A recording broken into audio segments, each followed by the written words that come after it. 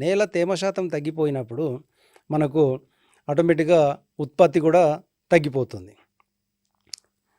దాంతో పాటుగా పై నేలలో ఉండేటువంటి పోషకాలు కూడా ఈ వరద నీటితో పాటు ఈ పై పొర ఏదైతే కొట్టుకుపోతుందో పైన మొక్కకు కావలసినటువంటి పోషకాలన్నీ కూడా మనం లాస్ అవ్వడం జరుగుతూ ఉంటుంది.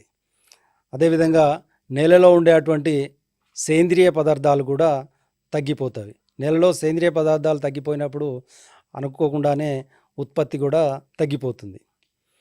అదేవిధంగా బోర్వెళ్లపై ఆధారపడే ప్రాంతాల్లో భూగర్భ జలాలు కూడా తగ్గుదల జరుగుతూ ఉంటుంది.